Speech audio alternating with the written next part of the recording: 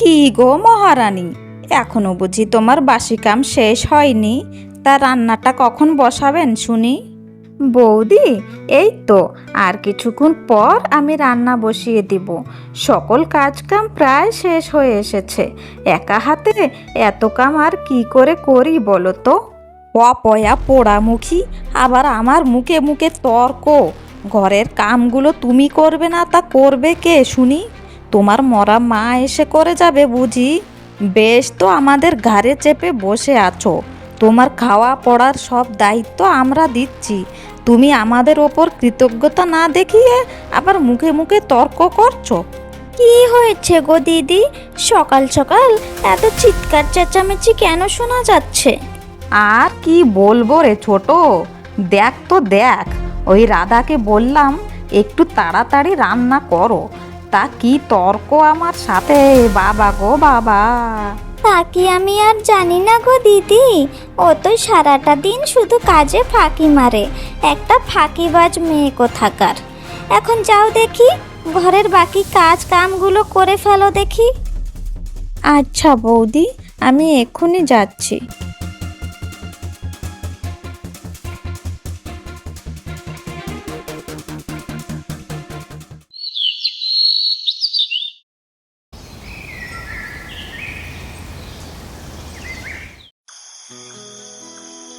রাধা, বোন রাধা, কোথায় গেলি?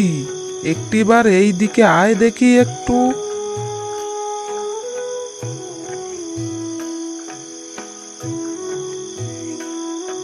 কি গো, তোমরা কাজ সেরে চলে আসলে বুঝি?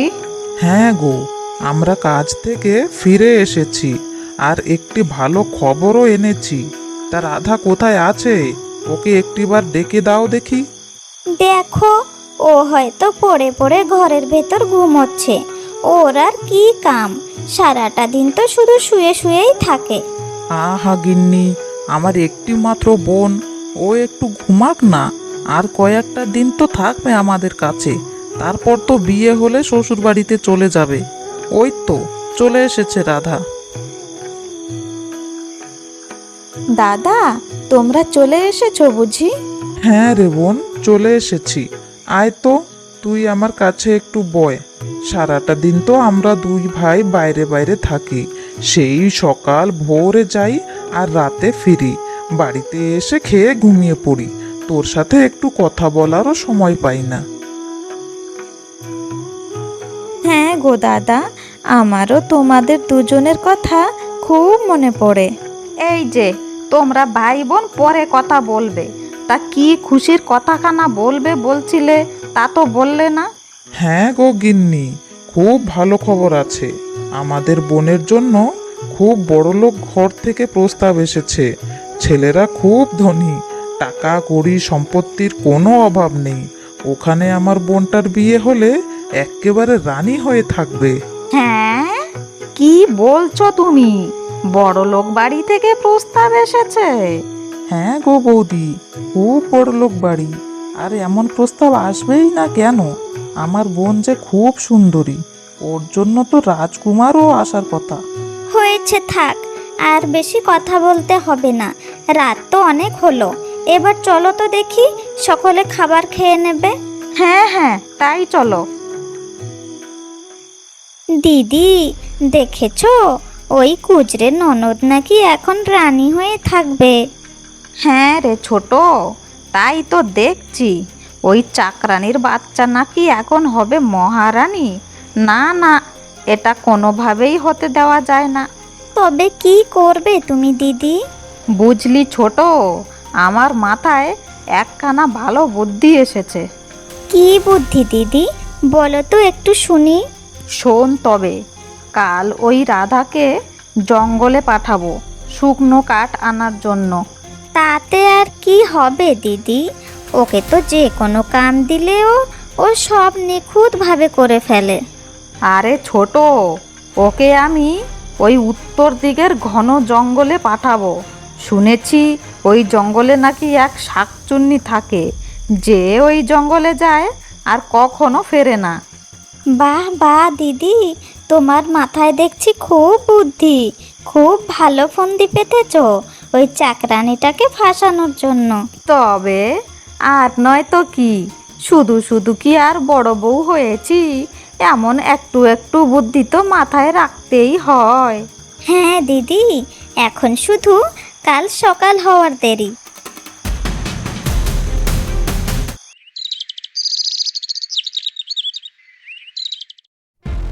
দিদি যাও, এখন শুরু করে ফেলো।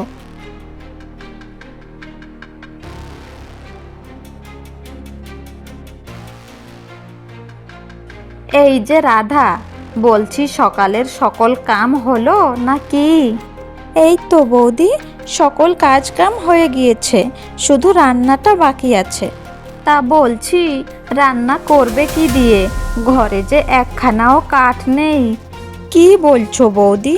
কাল তো অনেক কাঠ ছিল, আমি নিজেই দেখেছি। তবে আমি কি মিথ্যে কথা বলছি তোমাকে? আমার কি লাভ মিথ্যে কথা বলে? না না বৌদি, আমি অমনটা বলতে চাইনি। আমি শুধু বললাম যে আমি কাল রাতে দেখেছি অনেক শুকনো কাঠ ছিল। বাবা গো বাবা, কি মুখ!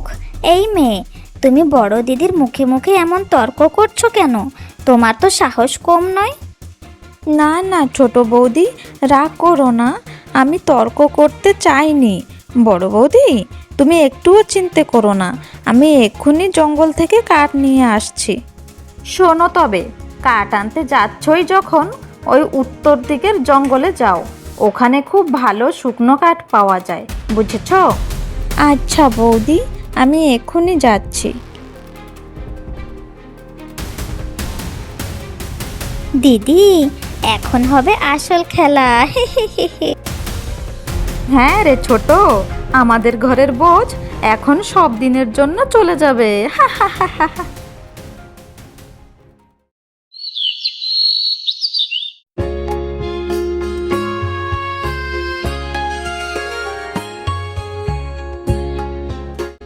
আহ, খুব কষ্ট হচ্ছে, এতটা পথ পায়ে হেঁটে চলে আসলাম, আর যে পা চলছে না। একটা কাম করি, ওই গাছের তলায় গিয়ে একটু বিশ্রাম নিই।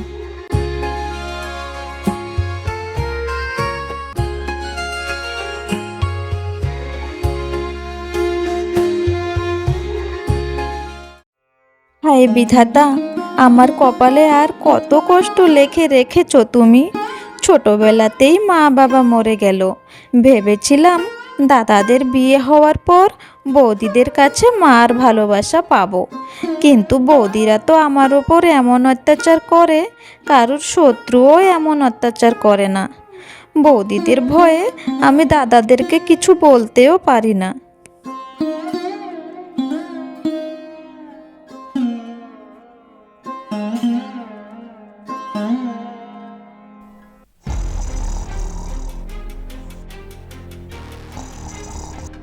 আহা, কে রে? একটু শান্তিতে এই জঙ্গলের ভেতরে ঘুমোচ্ছিলাম, তা কে আমার গাছের তলাতে এসে জ্ঞানর জ্ঞানর করছে? একটু দেখি তো।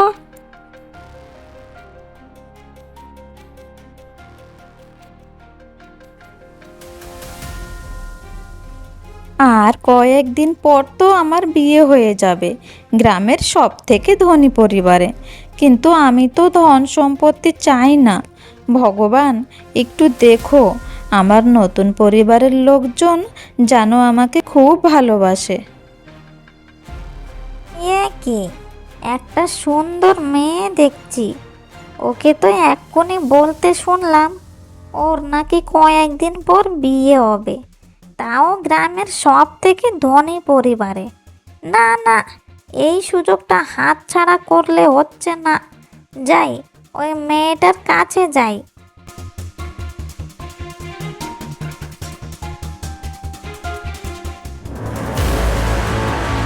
ওরে বাবা গো, তুমি কে?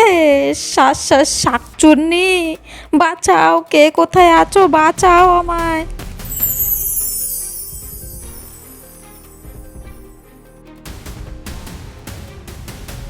যা, ওই মেয়েটাকে একটা গোলাপ ফুল গাছ বানিয়ে দিলাম।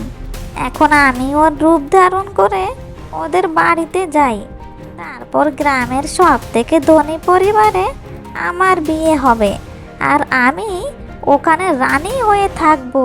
হা হা হা হা হা।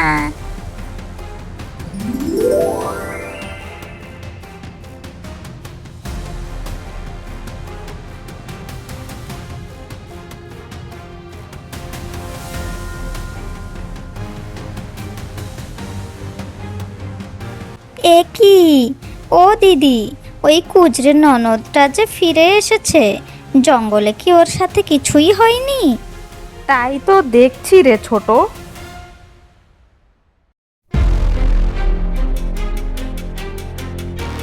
কি গো মহারানী, তা জঙ্গল থেকে খালি হাতে ফিরে আসলে যে, রান্নাটা করবে কি দিয়ে শুনি?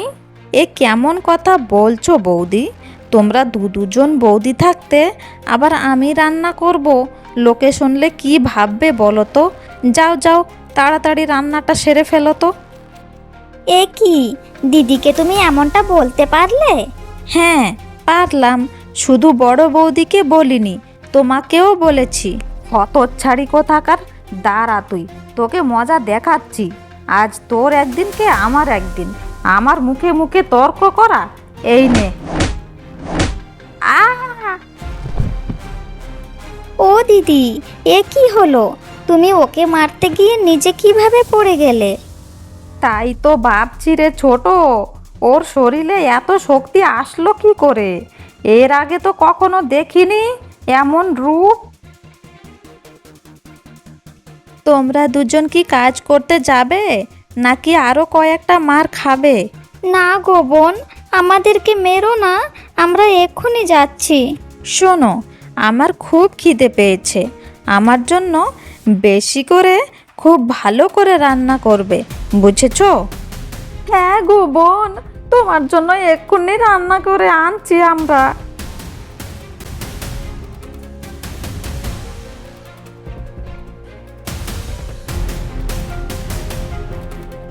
আহা, কি সুন্দর খাবার! আমার জন্য এইটুকু খাবার কেন দিয়েছো? আরো আনো। আচ্ছা বোন, তুমি খাও, আমি আরো খাবার আনছি।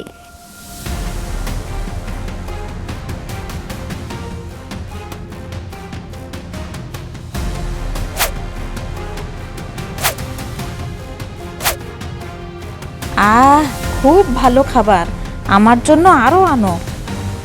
আচ্ছা বোন, আমি আরো খাবার আনছি।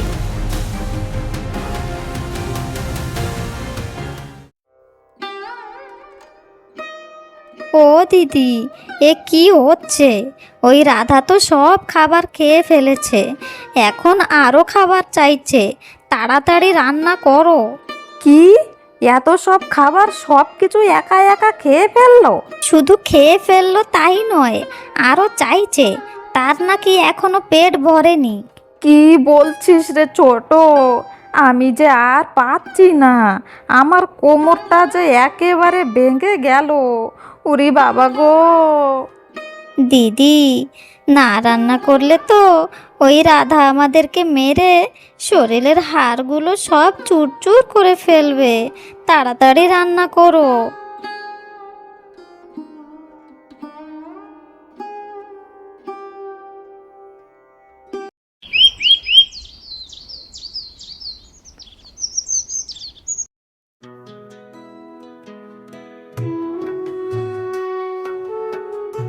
এই যে শুনছো, তোমার বোনটা না সারাদিন আমাদেরকে খুব জ্বালায়, সারাটা দিন শুধু খাই আর খাই করে। আরে গিন্নি, তুমি এমন করে কেন বলছো?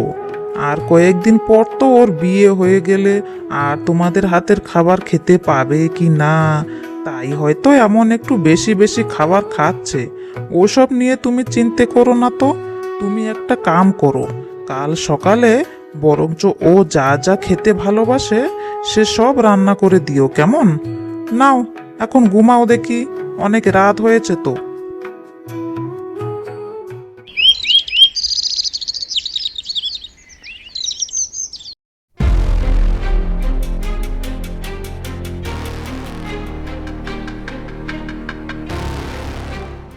এ কি, বেলা যে মাথায় চড়েছে, আর এখনো ঘরের কোনো কামেই কেউ হাত লাগায়নি। রাধা, ও রাধা, কোথায় গেলে? কি হয়েছে গো দিদি? সাত সকালে এমন চিৎকার করছো কেন? এমনিতেই কাল অনেক কাম করেছি, শরীরটা যে ব্যথা হয়ে আছে। সাত সকাল আর কোথায় আছে রে ছোট? ঘর থেকে একটু বাইরে এসে দেখ, বেলা যে মাথায় চড়েছে, কিন্তু ঘরের কোনো কাজ কাম হয়নি। তাই তো, রাধা কি এখনো পড়ে পড়ে ঘুমোচ্ছে? চলো তো গিয়ে দেখি।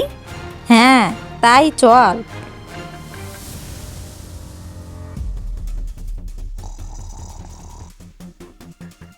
ও মা, এ যে এখনো ঘুম থেকেই উঠেনি। এই যে মহারানী, তা আর কতটা সময় ঘুমাবে শুনি? বেলা গড়ে দুপুর হতে চলেছে যে। ও হো, একটু ঘুমোচ্ছি। কে রে, কে আমার ঘুম ভাঙলো? তোমরা দুজন আমার ঘুম ভেঙেছো? আর কত ঘুমোবে গো? বেলা যে মাথায় চড়েছে, ঘরের সকল কাজ কাম কে করবে শুনি? কি, তোমরা দুজন আবার এসেছো আমাকে দিয়ে কাম করানোর জন্য? গতকালকের মারটা বুঝি ভুলে গিয়েছো? আর কয়েকটা দিতে হবে বুঝি তোমাদের? না না রাধা বোন, আসলে ঘরের সকল কাজ কাম তো তুমি করতে, তাই তোমাকে বলছি আর কি। করতাম, এখন আর করব না, বুঝেছো? এখন আমার গ্রামের সব থেকে বড় লোকের বাড়িতে বিয়ে হবে। এইসব ঝি চাকরের কাজ কাম করতে কি আমাকে মানায় বলো তো? এখন এখান থেকে যাও দেখি, আমি আর একটু ঘুমোবো।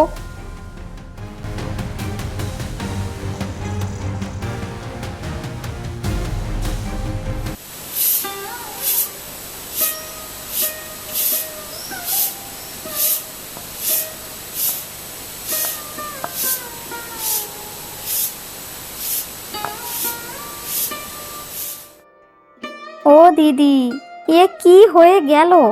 জঙ্গল থেকে আসার পর থেকে দেখছি রাধার খুব জোর বেড়েছে। সে ধরাকে সরা জ্ঞান করছে। কি রে ছোট, ওই নাকে কান্না করা মেয়েটা হঠাৎ করে এমন ভয়ঙ্কর কি করে হলো রে? সব তোমার জন্য হয়েছে দিদি। ওই জঙ্গলের ভেতরে পাঠানোর বুদ্ধি তোমারই ছিল। এখন ঘরের সকল কাজ করে করে আমার কোমর যে খুব ব্যথা হচ্ছে। আহারে, এখন সব দোষ বুঝি আমার? আমি যেন কাজ করছি না। কাজ করতে করতে তো আমার শরীরটা একেবারে দুর্বল হয়ে পড়েছে। কে জানতো যে ওই রাধা জঙ্গল থেকে ফিরে এমন দস্যুর মতো হয়ে যাবে? যা হয়েছে হয়েছে, ছাড়ো এখন। ওই কপাল আমাদেরকেই সহ্য করতে হবে। চলো দেখি বাড়ির বাকি কামগুলো সেরে ফেলি, না হলে আবার ওই রাধা এসে আমাদের মাথা খাবে। হ্যাঁ রে ছোট, তাই চল।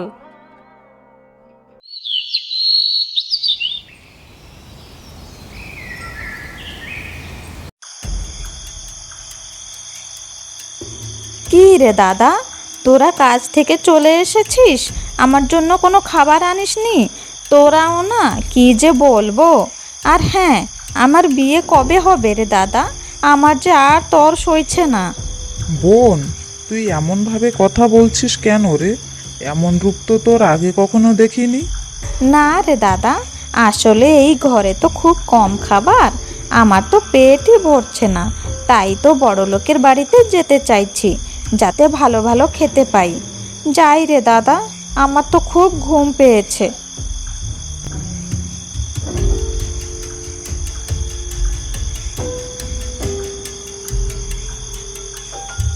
কি গো, তোমরা চলে এসেছো বুঝি? আমি আর পাচ্ছি না গো, তোমার বোনের ফরমাইশ দিন দিন বেড়েই চলেছে। আমি আমার কোমর নিয়ে আর পাচ্ছি না। হ্যাঁ গিন্নি, আমিও দেখছি কয়েকদিন ধরে রাধার কথাবার্তা, চাল চলন সব কেমন বদলে গিয়েছে। যেমন কি ও রাধা নয়, রাধার বেশে অন্য কেউ কথা বলছে। হ্যাঁ, আমার মনে হয় ওই জঙ্গলের শাকচুন্নিটা রাধার ঘাড়ে চেপেছে। জঙ্গল, শাকচুন্নি, কি সব বলছো তোমরা? আমি তো কিছুই বুঝতে পারছি না। ওগো, আমাদের ক্ষমা করে দাও গো। যখন তোমরা কেউ বাড়িতে ছিলে না, তখন আমরা দুই বউ রাধাকে জঙ্গলে পাঠিয়েছিলাম কাঠ আনতে, ওই উত্তর দিকের জঙ্গলে। কি, তোমরা দুই বউ আমাদের পিঠ পিছনে এমনটা করতে পারলে? তোমাদের একটুও লজ্জা শরম কিছুটি নেই? তোমাদের ভরসায় আমাদের ছোট্ট বোনটাকে রেখে যেতাম, আর তোমরা এমনটা করলে আমার বোনের সাথে। আমাদেরকে ক্ষমা করে দাও গো। আমরা হিংসেতে পড়ে অনেক বড় ভুল করে দিয়েছি, এখন আমাদের বাঁচাও। হ্যাঁ দাদা, আমাদেরকে ক্ষমা করে দাও। এমনটা আর কোনো দিনও হবে না। ওই শাকচুন্নির হাত থেকে আমাদেরকে বাঁচাও। দাদা, আমি একজন বাবাকে জানি, তিনি অনেক তন্ত্রবিদ্যা জানেন। তিনি আসলে সবটা ঠিক করে দিতে পারেন। ঠিক আছে, কাল আমরা দুই ভাই আর কাজে যাব না। কাল ওই বাবাকে ডেকে এনে দেখি কি হলো আমার বোনটার।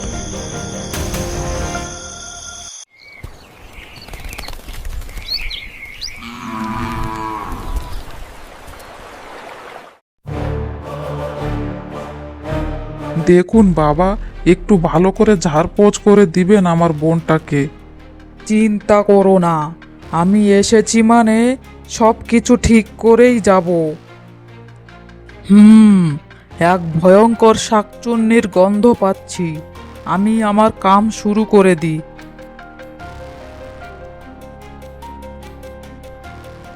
ওম নমঃ শিবায়, ওম নমঃ শিবায়, ওম নমঃ শিবায়, ওম ভট স্বাহা। আহা, এ কি, কে এমন মন্ত্র পড়ছে? আমার শরীরের ভেতর কেমন জ্বলে পুড়ে যাচ্ছে।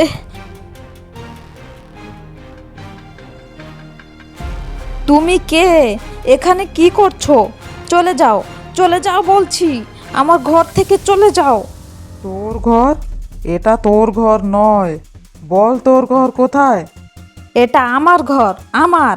তুই চলে যা এখান থেকে, না হলে তোর ঘাড় মোটকে খাবো বলে দিলাম। তাহলে তুই তোর আসল রূপে আসবি না তো? দাঁড়া, দেখাচ্ছি তোকে মজা। ওম নমঃ শিবায়, ওম নমঃ শিবায়, ওম নমঃ শিবায়, ওম ভট স্বাহা। ওরে বাবা গো, ওরে মা গো, দাঁড়া দাঁড়া, আমাকে আর জ্বালাস না, আমি মরে গেলাম তো, রাখ রাখ।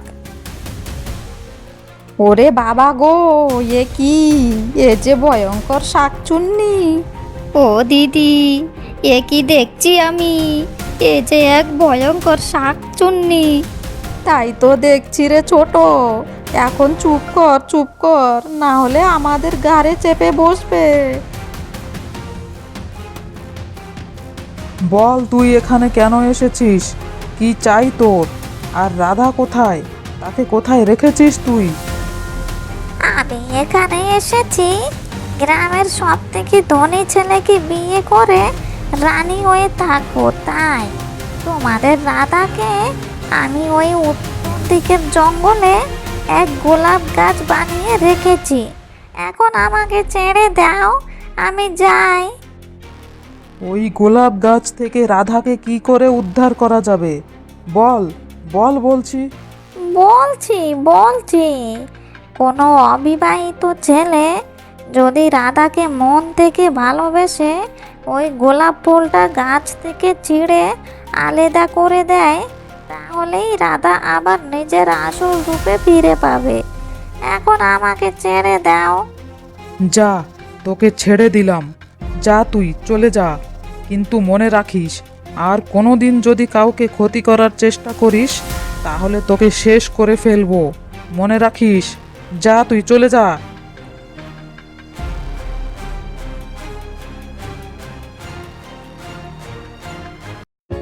সবটাই তো শুনলে তোমরা সকলে। এখন রাধাকে মুক্ত করার দায়িত্ব তোমাদের। ধন্যবাদ বাবা। আজ যদি আপনি না থাকতেন, তাহলে যে আমরা কি করতাম। আচ্ছা, এখন আমি যাই, আমার কাম শেষ।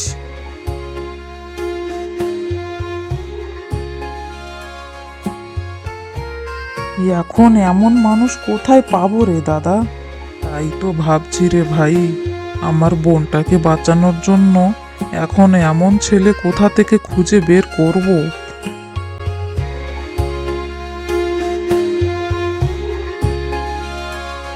দাদা, যদি তোমরা সকলে রাজি থাকো তাহলে আমি রাধাকে বাঁচাতে পারি। এ কি, তুমি এখানে যে? ইনি কে গো? আমি তো ঠিক চিনলাম না। আরে বৌদি, তুমি কি জানো না? ইনি তো সেই বড়লোক ঘরের একমাত্র ছেলে যে আমাদের রাধাকে বিয়ে করতে চেয়েছেন। দাদা, আমি রাধাকে অনেক দিন ধরে ভালোবাসি, কিন্তু কখনো কাউকে বলতে পারিনি। তাই আমাদের বাড়ি থেকে তোমার কাছে প্রস্তাব পাঠিয়েছিলাম রাধাকে বিয়ে করার জন্য। একটু আগে যা সব হয়েছে আমি সব দেখেছি, আর ওই সাধু বাবার সব কথা শুনেছি। তাই আমি ওই উত্তর দিকের জঙ্গলে যেতে চাই আর রাধাকে উদ্ধার করে আনতে চাই। আমাদের কাছে আর কোনো উপায় নেই, চলো আমরা সকলেই যাব তোমার সাথে। হ্যাঁ ভাই, তাই চলো, আমরা সকলেই যাব আমাদের বোনকে বাঁচানোর জন্য।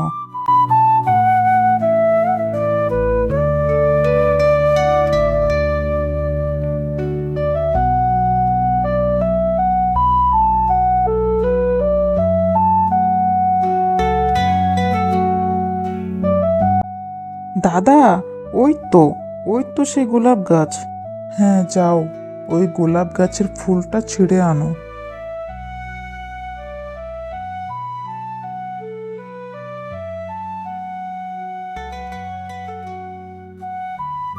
দাদা, বৌদি, তোমরা সকলে ভালো আছো তো? বোন, প্রথমে তুই বল, তুই কেমন আছিস? দাদা, আমাকে ওই শাকচুন্নি এখানে বন্দি বানিয়ে রেখেছিল। হ্যাঁ রে বোন, আমরা সবাই সবটাই জানি। বোন রাধা, আমাদেরকে ক্ষমা করে দাও গো। আমাদের ভুলের জন্য ওই শাকচুন্নি তোমার ক্ষতি করার চেষ্টা করেছে। হ্যাঁ বোন, আমরা খুব অন্যায় করেছি তোমার প্রতি, আমাদেরকে ক্ষমা করে দাও। না বৌদি, তোমরা তো আমার মার মতো, আর মার সেবা করতে কিসের দুঃখ? দেখেছো তোমরা আমার বোনটার মন কেমন সোনার মতো? এমনই ও সকলকে সব সময় ভালোবাসে। দাদা, কিন্তু ইনি কে যে আমাকে বাঁচালেন? আরে বোন, এ তো তোর হবু বর। জানিস তো, ইনি নাকি তোকে খুব ভালোবাসে, তাই তো তোকে উদ্ধার করলেন। তোমার অনেক ধন্যবাদ আমাকে বাঁচানোর জন্য। রাধা, আমি তোমাকে অনেক দিন থেকে ভালোবাসি, কিন্তু কখনো বলতে পারিনি। তাই এখন বলছি, আমি তোমাকে খুব ভালোবাসি আর তোমাকেই বিয়ে করতে চাই। তুমি তো আমার জীবন বাঁচিয়েছো, এখন এই জীবনটাও আমি তোমার নামে করে দিলাম। তবে চলো, তোমাকে বিয়ে করে আমি আমার মহলে নিয়ে যাই। হ্যাঁ হ্যাঁ, চলো সকলে, বাড়িতে চলো। এখন যে বাড়ি গিয়ে বিয়ের আয়োজন করতে হবে।